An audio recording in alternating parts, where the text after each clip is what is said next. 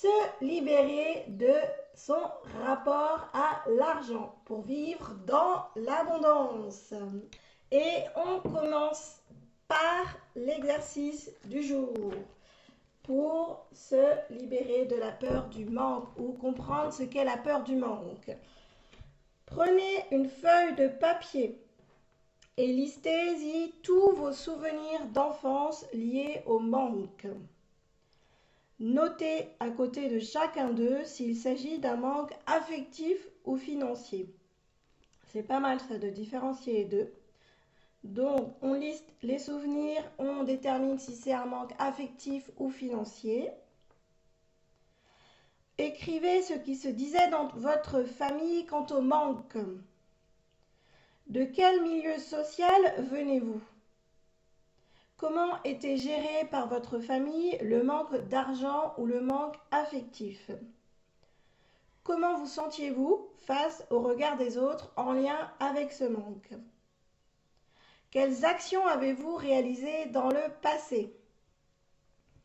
Donc dans cet exercice qui me paraît, alors j'ai déjà fait rapidement parfois lister des souvenirs qui étaient liés à l'enfance justement pour voir un peu les schémas qui s'étaient construits.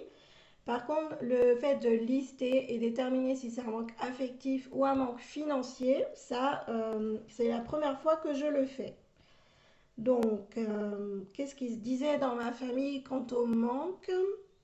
Alors, en ce qui me concerne, dans ma famille, on n'a pas vraiment manqué, en tout cas d'argent. Moi et ma soeur, on a eu en général ce qu'on voulait, acheter des CD ou faire des loisirs, faire de la musique, faire du sport dans les clubs.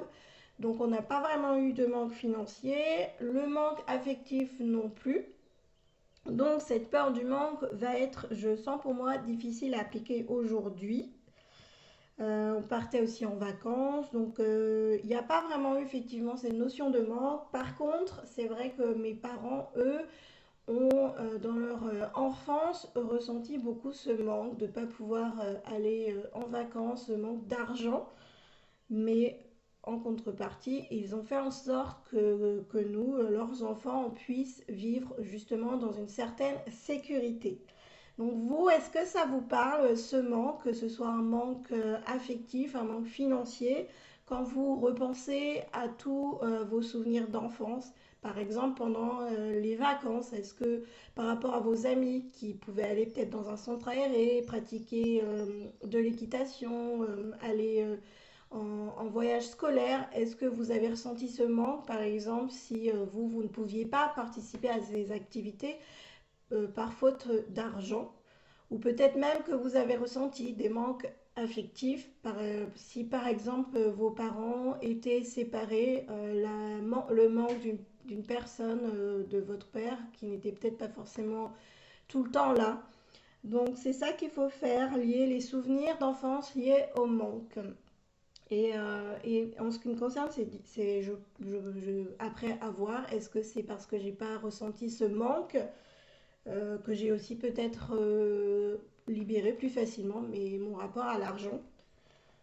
De quel milieu social êtes-vous? De classe moyenne en ce qui me concerne. Dites-moi vous si dans quelle classe sociale vous vous situez, si vous en avez envie. Ensuite, comment était gérée votre famille par le manque d'argent ou affectif? En ce qui me concerne, ma famille a posé vraiment très tôt les bases d'une sécurité financière pour qu'on ne manque, et voilà, je viens de trouver la réponse, pour qu'on ne manque de rien, et on a manqué de rien. Donc la peur du manque, pour moi, je crois que je viens de résoudre ma propre question, n'était pas vraiment présente, puisque on n'a jamais manqué de rien, puisque mes parents font en sorte que tout soit construit dans une certaine sécurité financière, et on est une famille aussi aimante, donc ma question du jour est résolue, et vous, où en êtes-vous? Est-ce que avez-vous ressenti là quand vous y réfléchissez des manques affectifs ou des manques financiers? Arrivez-vous à identifier certaines périodes de votre vie ou certains événements qui vous ont marqué par rapport à un certain manque ou même le manque peut-être même de pouvoir faire les courses quand vous en y aviez envie, quand vous aviez faim, mais pas pouvoir acheter parce que vous n'aviez pas assez. Donc, pensez aussi au manque affectif, le manque d'amour, le manque d'un parent ou de peut-être de frères et sœurs si vous n'habitiez pas ensemble. Donc, ensuite, comment vous sentiez-vous face au regard des autres en lien avec ce manque? Est-ce que vous pouviez comparer, par exemple, et vous dire, j'ai manqué de ça, ou je ne peux pas aller participer au voyage scolaire puisque mes parents ne peuvent pas financer?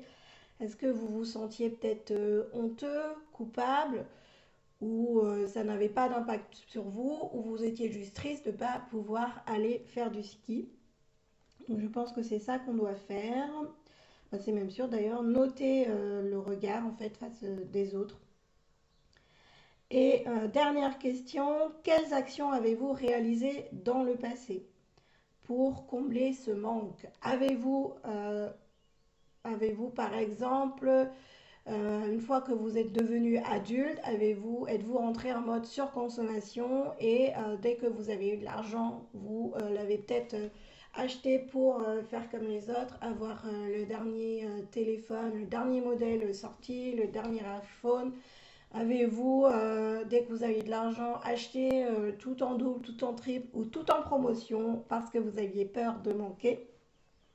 Donc, quelles actions pouvez-vous identifier? Déjà, c'est déjà un premier pas de pouvoir les identifier, c'est pas forcément évident. Ensuite, l'argent clive car il fait partie d'un héritage transmis par chaque famille d'origine. C'est une citation de Nicole Prieur, qui est philosophe thérapeute et psychanalyste, et elle est auteure de La famille, l'argent, l'amour chez Albin Michel. Elle ajoute: attentes, déçus et frustrations sont enregistrés dans une calculette inconsciente dès l'enfance. Effectivement, tout ça est inconscient. Chaque croyance, chaque pensée, chaque peur nous est aussi transmis par nos familles ou ce que nous, on a ressenti par rapport à nos familles. Et donc là, l'idée du jour, c'est de se replonger dans ces souvenirs d'enfance pour essayer de justement dévoiler ce que nous cache notre inconscient, notre calculette inconsciente, comme dit cette philosophe thérapeute. Donc c'est l'exercice du jour. Notez tous les souvenirs d'enfance. On a ensuite un bonus, un dernier exercice.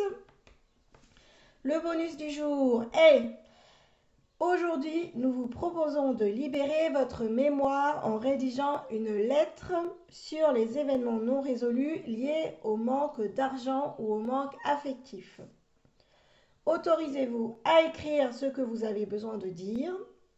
Offrez-vous ce cadeau afin de dépasser ces anciennes blessures du passé. Il s'agit d'une opportunité pour dépasser certains tabous liés à l'argent et ainsi commencer à en parler. Alors, ces questions sont très intéressantes. En effet, le schéma familial joue un rôle essentiel dans notre... Je suis désolée, je ne vois pas tout avec les reflets dans notre comportement face à l'argent. Tout à fait, Cyrielle, effectivement. Donc, on va justement rédiger cette lettre pour libérer notre mémoire, libérer certains événements traumatisants, par exemple, ou pas forcément traumatisants, mais auxquels on pense. Pour écrire une lettre, vous avez peut-être déjà fait cet exercice.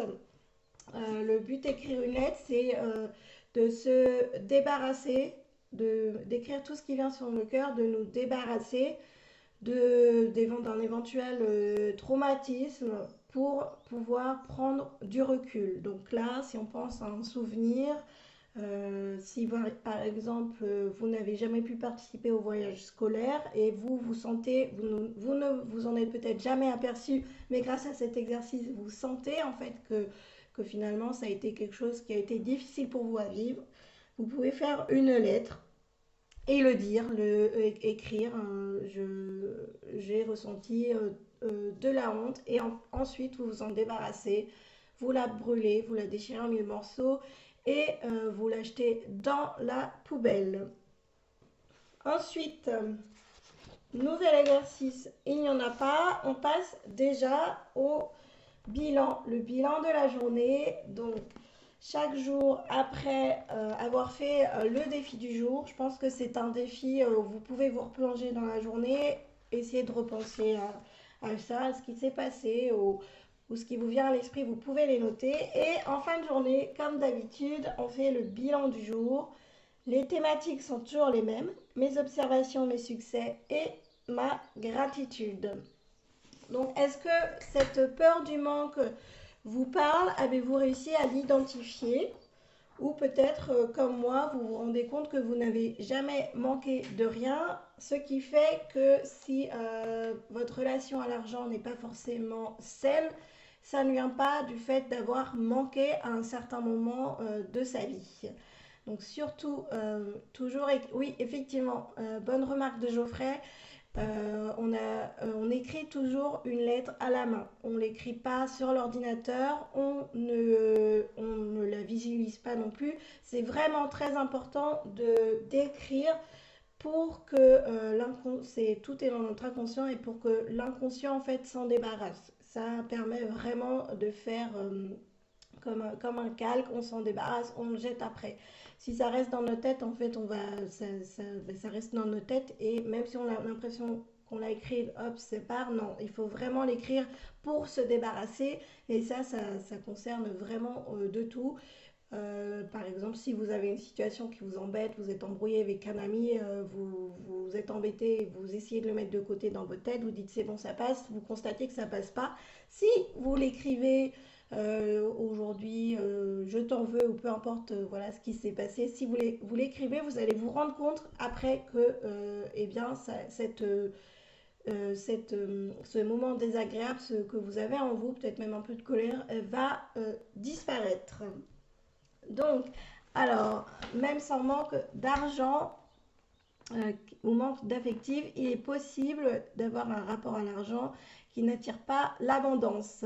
Tout à fait. C'est intéressant de se poser de cette façon. Effectivement, c'est chaque jour de nouvelles croyances, de nouvelles peurs que l'on découvre grâce à ce défi. Donc bravo à vous si vous le suivez pour le 6e jour. Je me félicite moi-même de pouvoir être avec vous tous les jours, de vous aider, de vous accompagner. Surtout, n'hésitez pas à poser vos questions, que ce soit en live ou en différé. On y répondra ensemble et ça permettra à tous d'avancer. Sur ce, je vous dis un très bon samedi, un très bon week-end, bon café du matin et on se retrouve demain dimanche à 8h.